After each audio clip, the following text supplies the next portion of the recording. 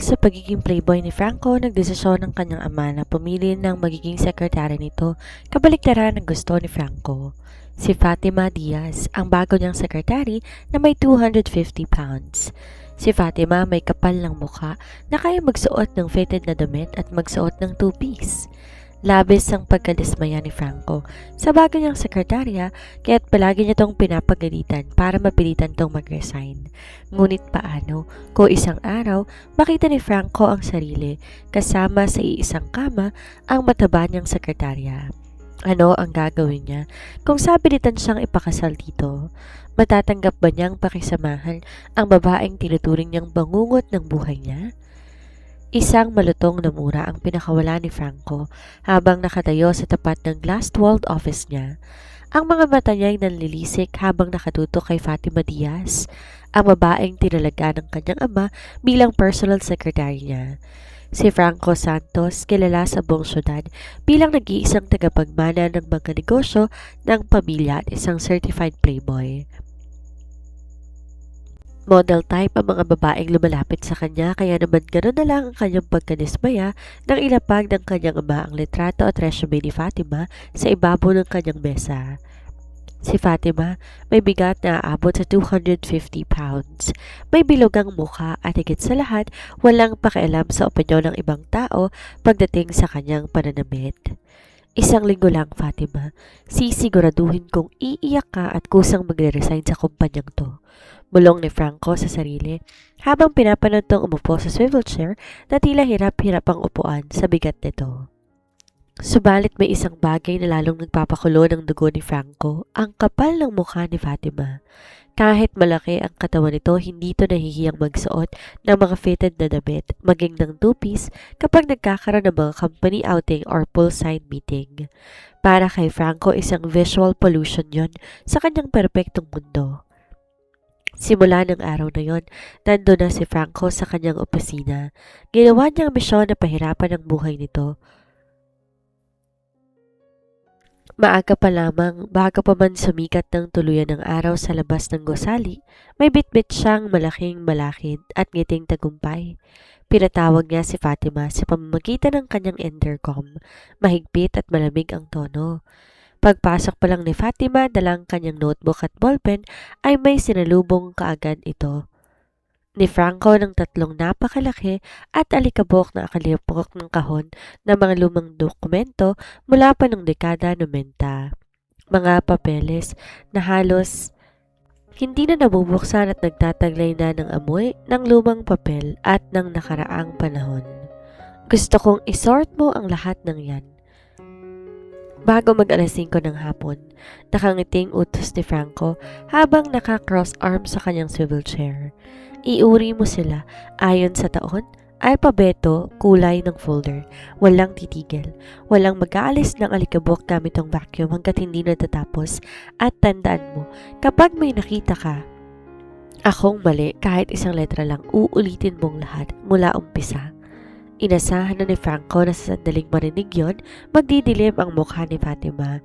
Iiyak sa harapan niya o kaya magsusumamong tulungan siya o magrereklamo sa HR. Sanay siya ng mga babaeng nakakasalumuhan niya ay madaling sumuko sa konting hirap o kaya magmamakaawa para sa atensyon niya. Ngunit nagulat siya nang umiti lamang si Fatima, isang kalmado, matatag at mapagkumbabang ngiti.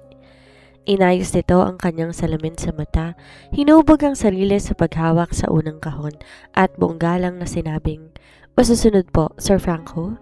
Isang karangalan pong paglingkuran kayo at tinisin ng mga nakaraang dokumento ng kumpanyang ito." Buong araw na nagtatrabaho si Fatima. Habang lumilipas ang mga oras, nakita ni Franco mula sa gilid ng kanyang mga mata ang unti-unti na pagdulo sa pawis sa noo ng kanyang sekretarya. Namumula ang mga kamay nito sa katatanggal ng mga lumang staple wire. Ang damit nitong fitted na kulay itim ay nadiretso na ang pagkakaalikabok. Subalit, ni minsan, hindi ito nagbuntong hininga na may galit o nagreklamo. Patuloy lamang to sa pagtatrabaho ng may dedikasyon. Bandang 3:00 ng hapon, habang abala si Franco sa pagpirma ng mga kontrata, napansin niya ang tahimik na sulok sa mesa ni Fatima. May nakalagay doon isang Tupperware ng homemade brownies na mukhang dala nito para sa sarili o kaya para sa merienda. Kumakain pa talaga ng patatamis kaya hindi pumapayat eh. Bulong ni Franco sa kanyang sarili. Pinipigilan ng anumang bakas ng paghanga o awa na gustong sumibol sa kanyang dibdib. Pinilit niyang ituon ng pansin sa mga papeles, ngunit sa bawat sulyap niya kay Fatima na patuloy lumalaban sa kabila ng pisikal na pagod, may kakaibang kirot at paghanga ang unti-unting bumubura sa kanyang naunang buod.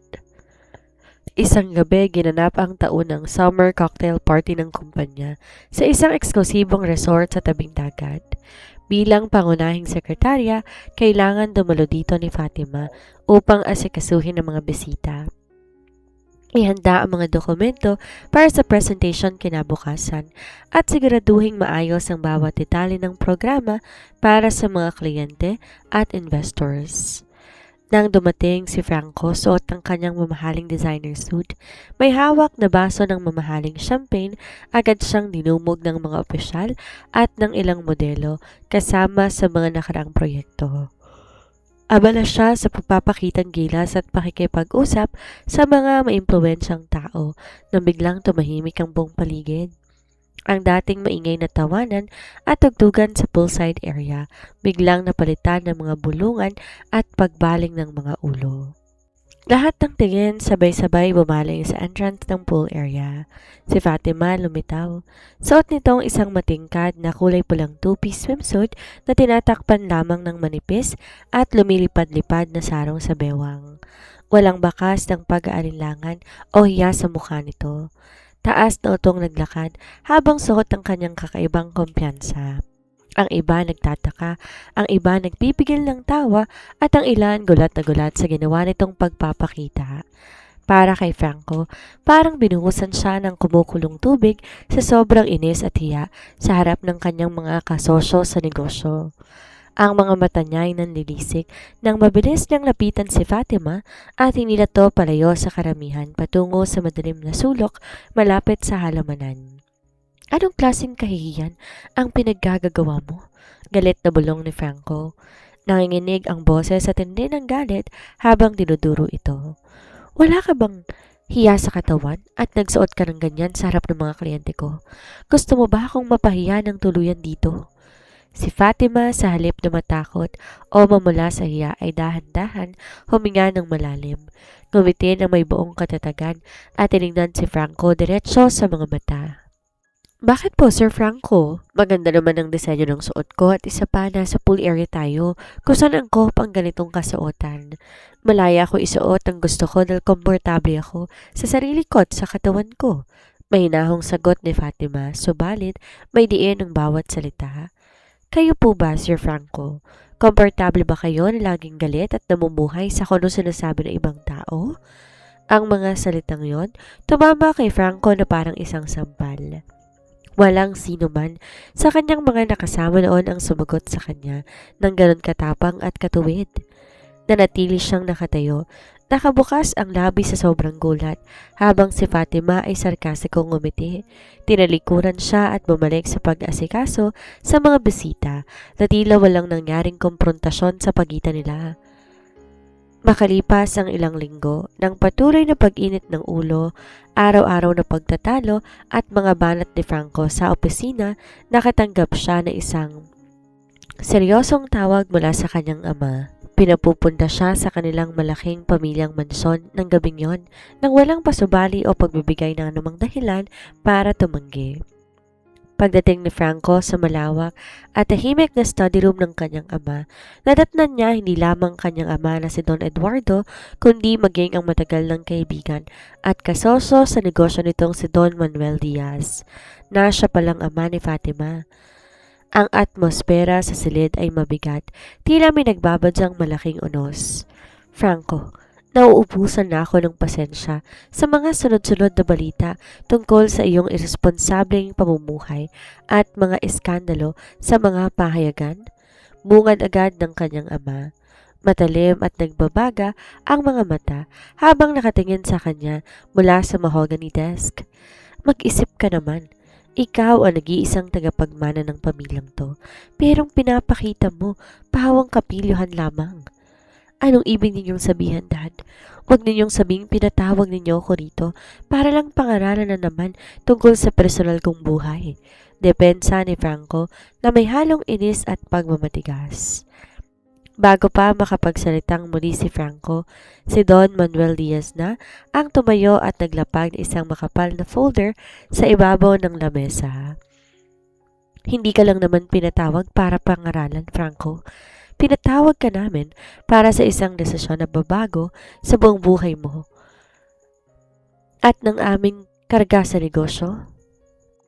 Oo, Franco, ipapakasal ka namin kay Fatima. Malamig at desididong wika ng ama ni Franco na para bang nagbagsak ng martilyo sa kanyang harapan. Siya ang tanging babaeng nakikita namin na makapagpapatino sa'yo at siya rin magmamana ng kalahati ng mga ari-arian at shares ng pamilyang Diaz kapag natali na kayo sa kasagraduhan ng matrimonya. Nanlaki ang mga mata ni Franco. Parang gumuhong buong mundo niya at sabay-sabay uminit ang kanyang tenga sa matinding galit. Ipapakasal? Sa matabang sekretary na yon? Hindi ko gagawin yan. Nababaliw na ba kayo? Sigaw ni Franco habang napatayo sa kanyang kinaupuan. Maraming babae dyan ang karapat-dapat. Bakit ang babaeng yun pa na walang ginawa kundi sirain ang araw ko? Ngunit walang emosyon ng mukha na matandang Santos. Wala kang pagpipilian, Franco. Kung hindi ka susunod sa kasunduan to, itatakwil kita bilang anak. Aalisin ko sa pangalan mo lahat ng iyong mga luxury cars, mga ari-arian, at ipapato ko ang total freeze sa lahat ng iyong mga credit cards at bank accounts. Natahimik si Franco. Ang banta ng kanyang ama ay totoo at walang biro. Walang nagawa si Franco kundi ang manginig sa galit habang lumalabas ng silid. Bit-bit ang galit at puot sa ideya na ang pinaka-kinasusuklaman niyang babae sa opisina ay siya ring magiging asawa niya sa batas. Dahil sa mahigpit na utos ng kani-kanilang mga magulang at sa banta ng pagtatakwil sa mana, walang nagawa si Franco kundi lunukin ang kanyang pride at harapin ang katotohanan. Isang marangya at tambuhalang press conference ang inihanda ng pinagsamang puwersa ng pamilya Santos at Diaz upang opisyal iyag sa publiko at sa media ang nalalapit nilang pag-iisang dibdib. Isang malaking entablado ang itinayo sa Grand Ballroom ng isang 5-star hotel. Nakaupo si Franco sa tabi ni Fatima sa harapan ng daan-daang media reporters, camera flashes at mga mikropono. Suot ni Franco isang mamahaling dark gray designer tuxedo na may kasamang blanco, malamig at pilit na ekspresyon sa kanyang mukha. Tila isang lalaking ihahatid na sa hukay. Si Fatima naman, kalmadong nakaupo sa tabi niya, suot ang isang eleganteng dark green cocktail dress na lalo pang nagpatingkad sa kanyang kutis at nagtago sa ilang kapintasan. Bagamat hindi pa rin na maiwasang mapuna ng ilang mapanuring na kolumnista ang malaking kaibahan ng kanilang pangangatawan. Mr. Franco Santos, totoo ba ang mga balitang lumalabas? Nakusang loob at matagal nang pinaplano ang pagpapakasal ninyo sa inyong personal secretary? Tanong ng isang sikat na showbiz reporter mula sa isang pambansang broadsheet, habang nakatutok ang kamera ng malapitan sa kanilang dalawa. Napalunok si Franco. Ang mga kamay niya sa ilalim ng lamesa nakakuyom ng mahigpit. Gusto niyang sumigaw sa buong mundo at sabihin, hindi. Sa pilitan to, isa tong bangungot at paborito ko sanang itapon ng babaeng to sa ere. Subalit bago pa siya makapagsalita, naramdaman niya ang matalim at nagbababalang tingin ng kanyang ama mula sa likuran na entablado, kasabay ng mahigpit na babala ng pagkawala ng lahat ng kayamanan niya. Pilit ginuhit ni Franco ang isang ngiti sa kanyang mga labi. Isang ngiting mukhang piniga mula sa matinding hinagpis. Oo, mahal ko si Fatima. Pilit na sinabi ni Franco sa mikropono habang ang bawat salita parang tinik na bumara sa kanyang lalamunan. Matagal na naming pinaplano to ng tahimik. Sadyang pinili naming panatiling pribado ang aming relasyon noon bago pa man siya maging sekretarya ko. Bumuho sa mga palakpakan mula sa press, habang ilang reporter kinikilig pa sa umano'y secret romance ng isang mayaman at playboy na boss at ng kanyang sekretarya. Ngumiti naman si Fatima sa mga kamera, mukhang propesyonal at kalmado. Subalit sa ilalim ng lamesa, habang kunwaring inaanalayan ni Franco ang kanyang bewang para sa mga litrato, naramdaman ni Franco ang marahan ngunit mariing pagpisil ni Fatima sa kanyang tagiliran. Isang senyales na tila nagsasabi, magaling kang umarte ngayon, boss, pero tandaan mo ang sinabi ko. Nginisihan lamang ni Franco si Fatima sa gilid ng kanyang mga labi. Habang sabay nilang hinarap ang mga kumikinang na flash ng kamera na siyang magtatali sa kanila sa isang kontratang puno ng galit, hiwaga at di inaasahang tadhana. Matapos ang nakakapagod at mapang-aping press conference na yon, dumiretso sina Franco at Fatima sa isang malawak at modernong condo unit na regalo ng kanilang mga magulang bilang kanilang unang conjugal home. Ang lugar tahimik, maganda ang tanawin ng kalangitan ng syudad mula sa mataas na palapag at kompleto sa mga mamahaling gamit, subalit sa halip maging simulato ng isang masayang pagsasama, ang unang gabi nila doon ay sinalubong ng malamig na hangin ng galit at pagmamataas.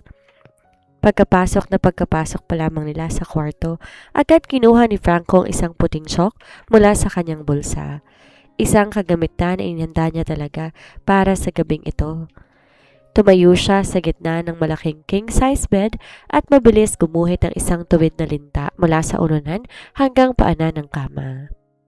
Matalim at may halong paghamak ang tingin na pinukol niya kay Fatima.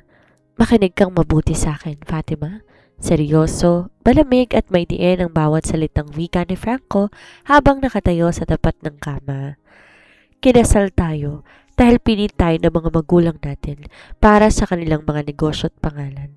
Pero hindi ko ibibigay sa'yo ang pagkatao ko o ang puso ko.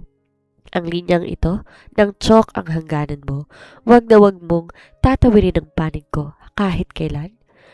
Tahimik at walang bakas ng takot na pinagbasta ni Fatima ang guhit ng chalk sa gitna ng kutsyon. Dahan-dahan tong lumingon kay Franco at sa halip na umiyak o magmakaawa gaya ng inaasahan ng lalaki ay pinakawalan nito ang isang kalmado ngunit mapaghamon ng ngiti.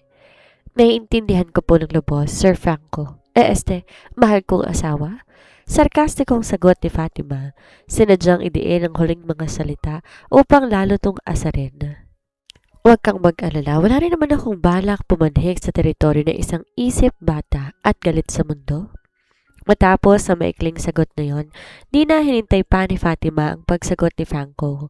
Kinuha niya ang kanyang unan, inilagay ito sa kabilang dulo ng kama at nahiga ng may likod kay Franco. Nainis ng gusto si Franco sa tono at reaksyon nito. Gusto niyang sumigaw o kaya itaboy ito ng tuluyan sa kwarto. Ngunit dahil sa pagod at sa pag-ayaw niyang masirang lalong gabi, inihiga na lamang niya ang kanyang sarili sa kabilang panig ng guhit. Habang nakatingin siya sa kisame sa dilim, di niya maiwasan na itanong sa sarili, paano niya ba mapagtatagumpayan ang mga susunod na buwan sa iisang bubong kasama ng babaeng tinuring niyang pinakamalaking bangungot ng kanyang buhay. Makalipas ang ilang araw ng malamig na pakikitungo at maalikabok na tensyon sa loob ng kondo, umuwi si Franco galing sa isang mahaba, nakakapagod at mabigat na meeting sa opisina. Ang utak niya okupado ng mga problema sa kumpanya at ang katawan niya naghahanap na ng pahinga. Inaasahan niyang madilim, tahimik at walang bahay ang kanilang unit o kaya naman ay may nakapaskil na delivery receipt ng fast food sa ibabaw ng lamesa. Subalit, pagbukas pa lamang niya ng pinto, sinalubong na agad ang kanyang pang-amoy ng isang mainit ngunit mabango at nakatatakam na halimuyak na ginisa ng pamilya na lutong bahay.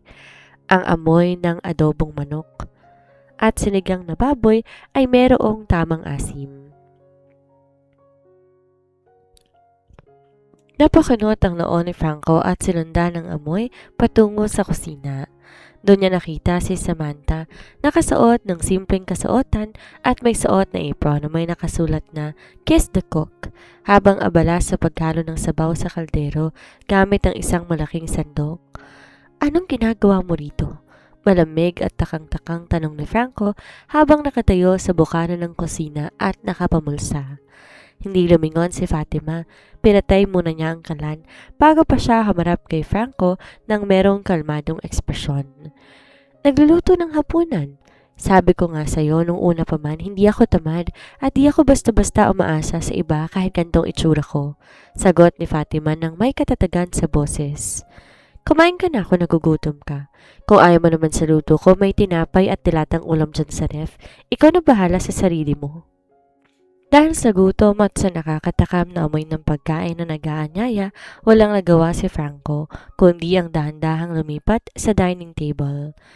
Namagain si Fatima ng mainit na kanin at mangkok ng sinigang. Naupo siya at sinubukan mo ng humigop ng sabaw gamit ang kutsara. Sa unang higop pa lamang, napatigil si Franco. Nanlaki ng bagya ang kanyang mga mata habang dinadama ang lasa. Eksaktong asim, malambot ang karne, at may tamang timpla ng pampalasa na parang nagbabalik sa kanya sa panahong bata pa siya at inaalagaan pa ng kanyang yumaong ina. Di naman pala ganun kasama. Bulong ni Franco sa kanyang sarili. Sinasadyang hinaan ng boses para di marinig ni Fatima. Ngunit narinig pa ito ng huli at isang matamis at mapaglarong ngiti ang sumilaw sa mga labi ni Fatima habang tumatalikod para maglagay ng tubig. Sa gitna ng kanilang alitan, sa gitna ng mga chalkline at sapilitang kasal, may isang maliit na pinto ng tahanan ang dahan-dahang nagbukas sa kanilang dalawa. Isang madaling araw, nagising si Franco na may mabigat na pakiramdam. Nagsimula to sa pananakit ng ulo at lalamunan. Pagka-uwi, galing opisina, ngunit nang sumapit ang 3:00 na madaling araw, binugbog na siya ng matinding ginaw at nag-aapoy na lagnat.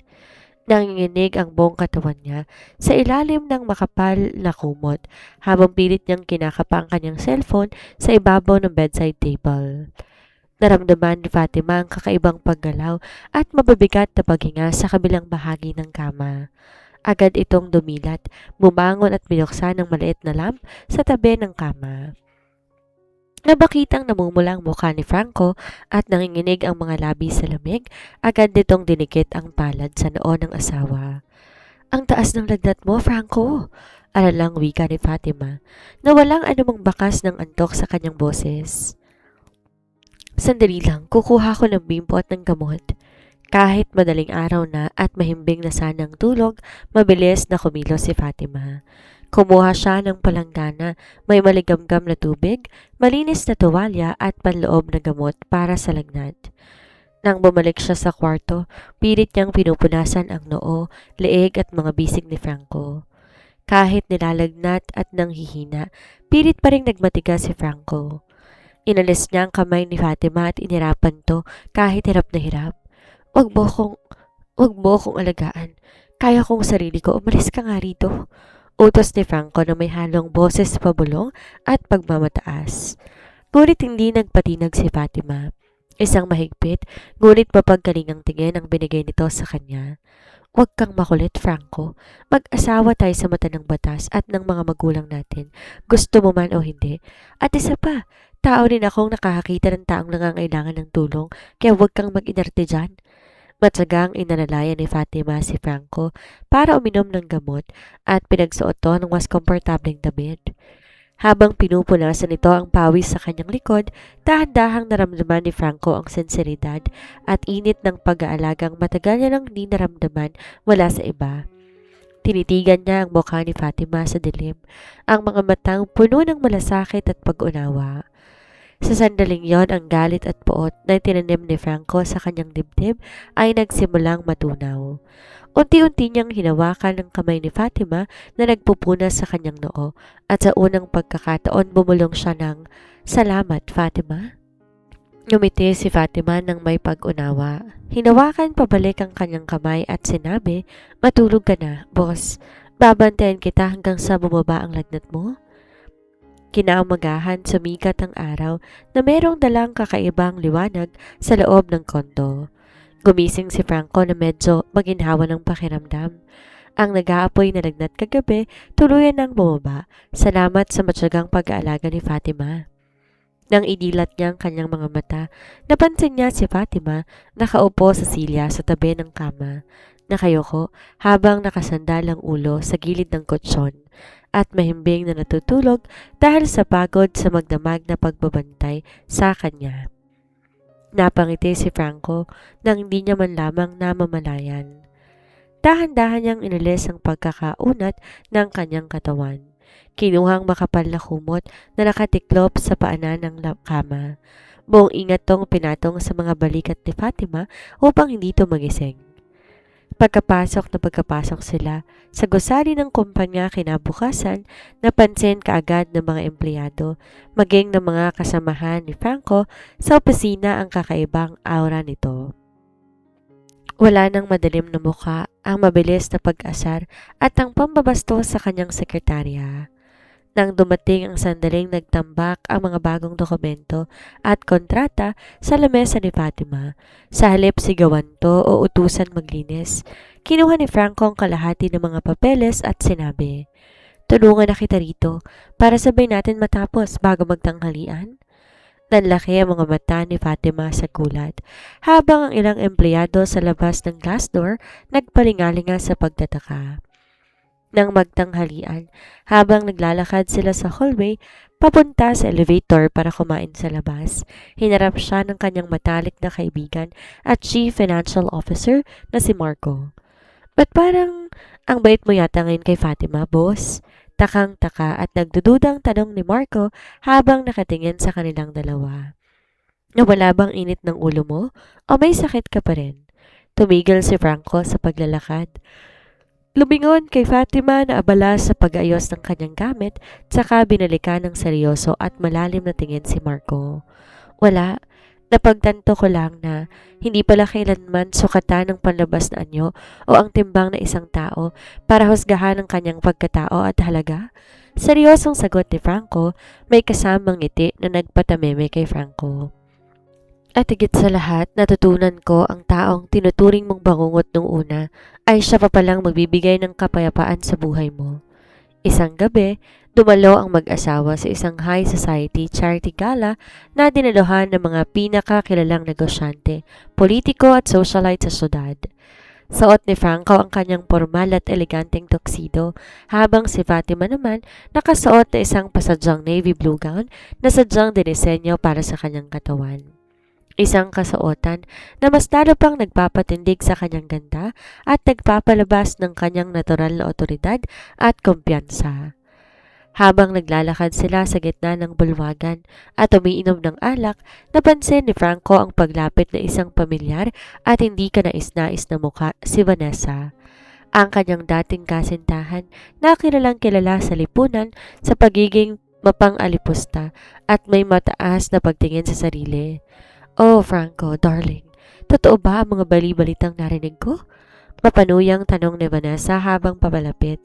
Ang mga matay nanlilibak na tumingin kay Fatima mula ulo hanggang paa. "Hindi ko akalaing bababa ng ganito kalaki ang standards mo sa buhay. Pinagbalit mo ang isang tulad ko para sa babaeng to?" Naramdaman ni Franco ang pag-akit ng init sa kanyang ulo. Handa siyang magbitaw ng matatalim na salita para patigilin si Vanessa. Subalit bago pa siya makapagsalita, humakbang si Fatima papalapit kay Vanessa nang may kalmadong ngiti sa kanyang mga labi.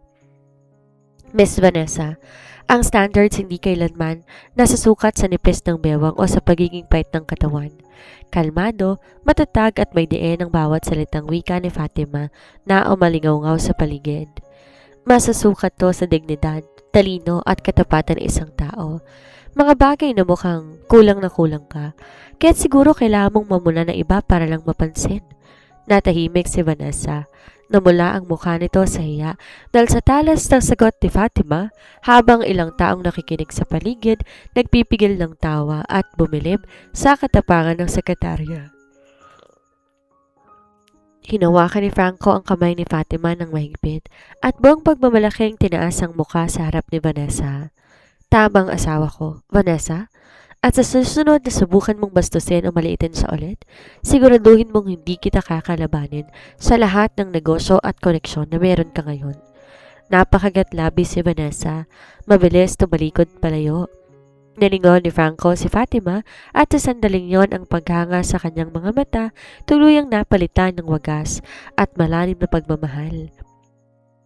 Makalipas ang ilang araw ng kapayapaan at unti-unting pag-udlad ng kanilang relasyon, nabasag ang katahimikan na isang umaga makatanggap si Franco na isang tawag mula sa ospital.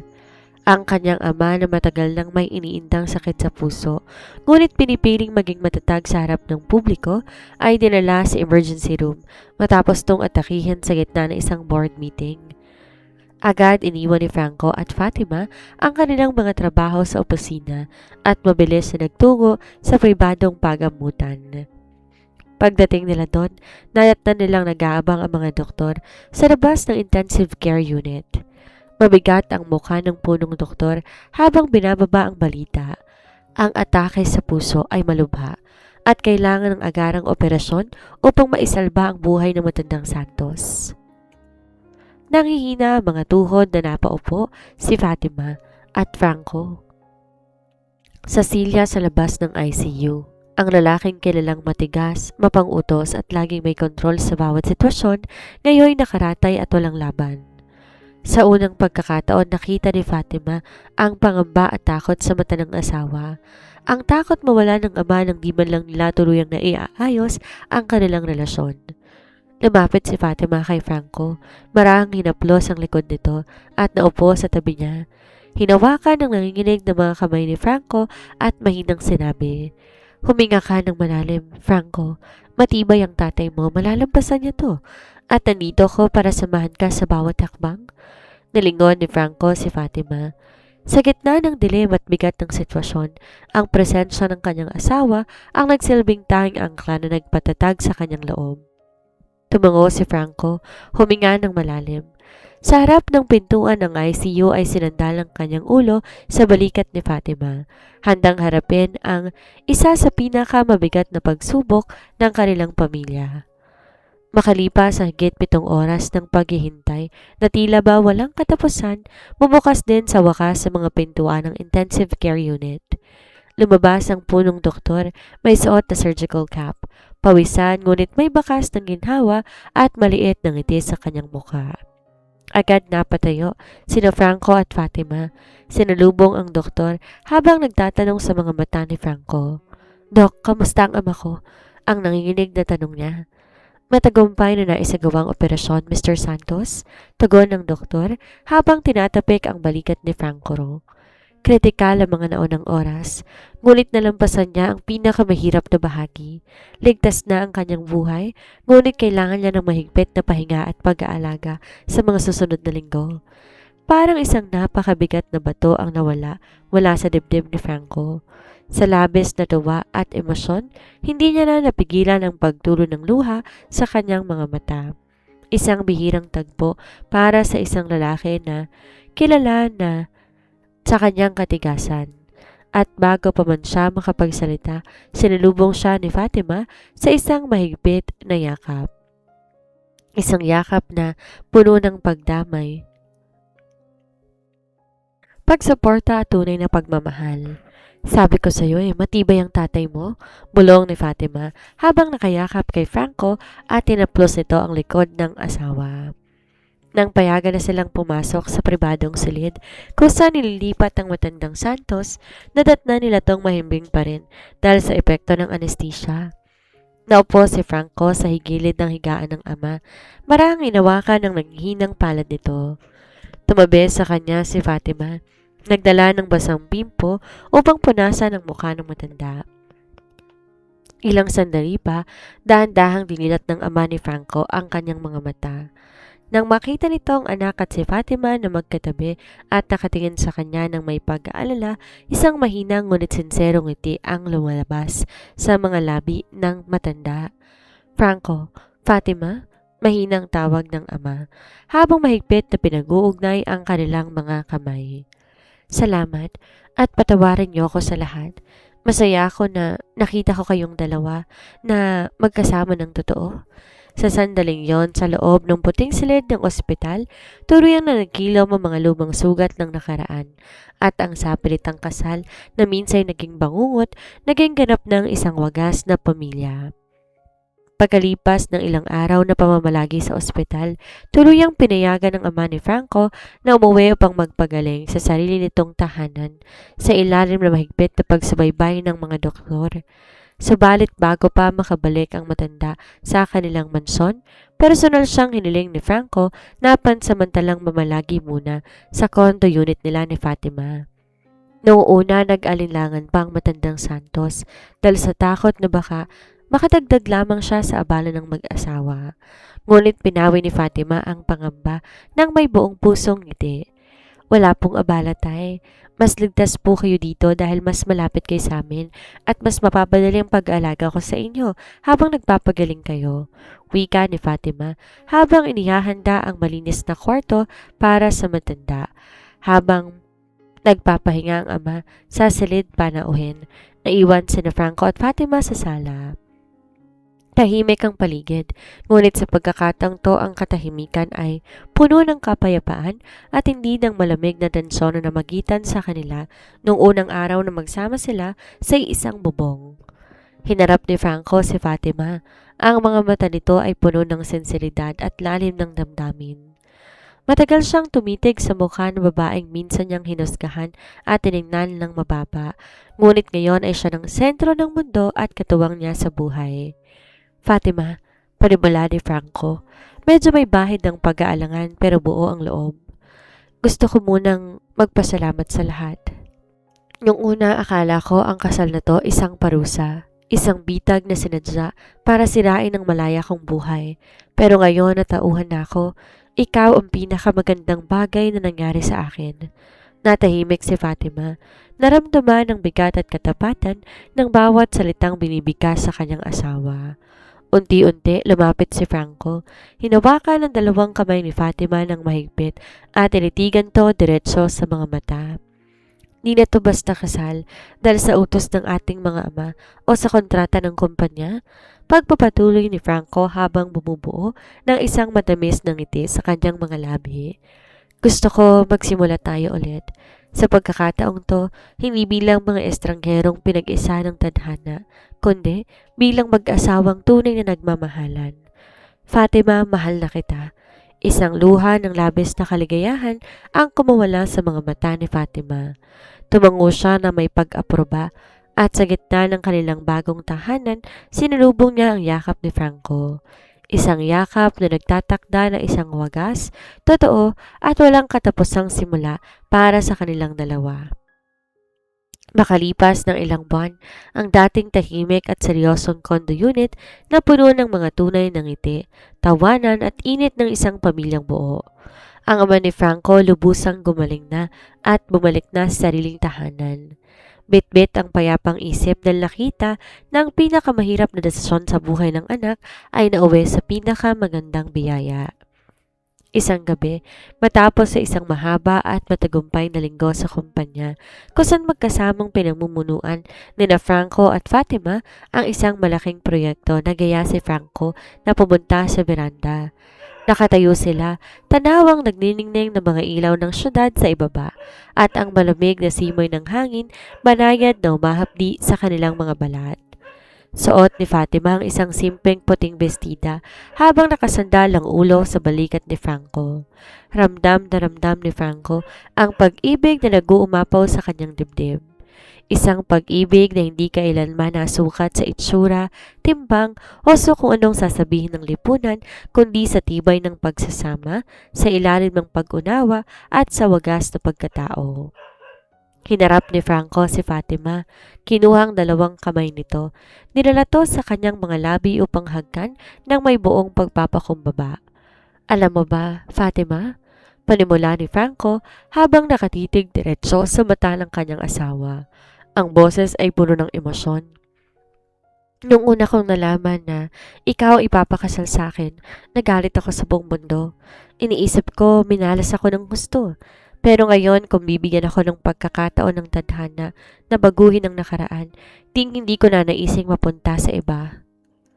Ikaw ang siyang nagturo sa akin kung paanong magmahal ng totoo, kung paanong tumingin lampas sa panlabas na anyo, at kung paano pahalagahan ng mga bagay na talagang mahalaga sa buhay. Nagniningning ang mga mata ni Fatima habang pinakikinggan ng mga salitang matagal nang gustong marinig ng kanyang puso. Isang matamis at punong-puno ng pagmamahal ng ngiti ang sumilay sa kanyang mga labi. Akala ko rin noon, Franco, ang pagiging sekretary mong pinakamabigat na trabaho na haharapin ko sa buhay ko. Sagot ni Fatima, mahigpit na hinawakan pabalik ang kamay ng asawa. Yun pala, ang maging asawa mo ang pinakamagandang naging tungkulin ko. Isang responsibilidad na hindi ko pagsisisihan kailanman. Inabot ni Franco ang isang maliit na velvet box mula sa kanyang bulsa. Binuksan to pang ipakita ang isang singsing na may kakaibang disenyo. Isang simbolo na nagpapatunay na hindi ito ang kanilang unang kasal na sapilitan. Kung hindi, isang kusang loob at bagong panunumpa sa isa't isa. Sa harap ng mga bituin, sa harap ng buong mundo, pinapanibago ko ang pangako ko sa iyo. Fatima Diaz Santos, tulong ni Franco, bago sinuot ang singsing sa daliri ng kanyang asawa. Mahal kita noon, mahal kita ngayon, at mamahalin kita hanggang sa huling tibok ng aking puso. At sa gitna ng gabing yon, sinalubong ni Fatima ang halik ni Franco. Isang patunay ng pag-ibig na dumaan sa pinakamatinding pagsubok at panghuhusga ay ang siyang pinakamatatag, pinakamaganda at hindi na kailanman mapapatigil ng sinuman. Ilang taon ang lumipas mula ng gabing yon sa beranda at ang buhay ni na Franco at Fatima pumasok na sa isang mas maliwanag at mas matatag na yugto. Ang kumpanyang minsay pinag-awayan at pinag-ugatan ng kanilang sapilitang kasal ay isa na ngayon sa pinakamatagumpay at pinakarespetadong negosyo sa bansa. Di lamang dahil sa husay ni Franco sa pamamahala, kundi dahil na rin sa matalinong estratehiya at tapat na dedikasyon ni Fatima bilang Chief Operating Officer nito. Isang hapon habang nag-aayos ng mga dokumento sa kanilang maluwag at modernong opisina, napansin ni Franco na napapatingin si Fatima sa labas ng malaking salamin ng kanilang gusali kung saan tanaw ang syudad. Agad na lumapit si Franco, dinalang isang tasa ng mainit na kape, niyakap ang asawa mula sa likuran. May iniisip ka ba? Mahinang tanong ni Franco habang inilalapag ang tasa at nilalapit ang muka sa balikat ni Fatima. Lumingon si Fatima, ngumiti ng may pagmamahal, hinawakan ng mga kamay ni Franco na nakapulupot sa kanyang bewang. Wala naman, iniisip ko lang paano tayo napunta rito. Noong araw na pinilit tayo magpakasal ng mga natin, kala ko katapusan na ng mundo ko. Kala ko habang buhay ko nang dadali ng pasanin ng pagiging di akma sa mundo mo. Hinarap ni Franco ng tuluyan si Fatima. Hinawakan na magkabilang pisngi nito. At tinitigan to ng may matang punong-puno ng pagsamba at paghanga. Dahil ang mundong yon ang nagkamali, seryosong wika ni Franco. Hindi ikaw ang hindi akma sa mundo ko, Fatima.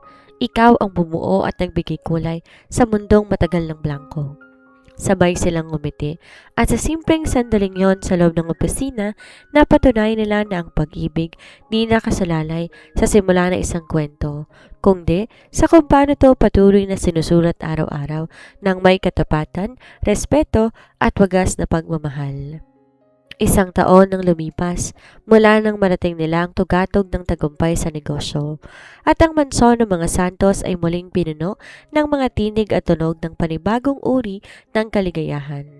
Ngunit sa pagkakataong to, hindi to galing sa mga bisita na isang galang formal o sa ingay ng mga board meeting, kundi sa iyak at hagikik na isang sanggol na nagpabago ng tuluyan sa kanilang tahanan. Sa loob ng nursery room na may kulay pastel at pinalalamutian ng mga bituin at ulap, dahan-dahang kinarga ni Franco ang kanilang unang anak. Isang malusog at bibong batang lalaki na may mga matang hawig na hawig kay Fatima. Nakaupo si Fatima sa gilid ng duyan, pinapanood ang kanyang mag-ama habang nakasuot ng simpleng maternity lounge dress. Ang mukha ay nagniningning sa labis na katuparan at kapayapaan. Lumapit si Franco kay Fatima. Iningatang maigi ang bata sa kanyang mga bisig at inilapit to upang masilayan ng ina. Tingnan mo siya, Fatima, bulong ni Franco na may nanginginig na boses dahil sa lalim ng kanyang emosyon. Kamukhang kamukha mo. Ang pinakamagandang biyaya sa buhay ko. Ngumiti si Fatima. Hinawakan ng mumunting daliri ng sanggol at saka tumingala kay Franco. Ang mga alalahanin noon tungkol sa pagtatanggap ng lipunan. Sa timbang, sa itsura, sa sapilitang kontrata ng kasal ay parang mga usok na lamang na naglaho sa hangin. Walang puwang ang mga yon sa mundong binuo nila ng katapatan. Salamat, Franco, mahinang wika ni Fatima habang tumulo ang masayang luha sa kanyang mga mata. Akala ko noon ang pag-ibig ay para lang sa mga taong perpektong hinuhubog ng tadhana. Ngunit pinatunayan mo sa akin ang tunay na pagmamahal ay yung hinuhubog ng panahon, pag-unawa at pagtanggap sa bawat isa ng buong buo. Hinawakan ni Franco ang kamay ni Fatima at hinigganto ng may buong pagpapakumbaba. Nilapit niya ang kanyang mukha sa noo ng asawa habang karga-karga nila ang bunga ng kanilang wagas na pag-ibig. Di ko na kailangan baguhin pa ang nakaraan, mahal ko. Nakangiting sambit ni Franco sa harap ng kanilang anak sa ilalim ng liwanag ng umaga. Dahil ang sapilitang kasal na yon ay nagdala na sa akin sa tamang tao. Ang nag-iisang babaeng nagpatibok sa puso ko ng totoo. Mahal na mahal ko kayo.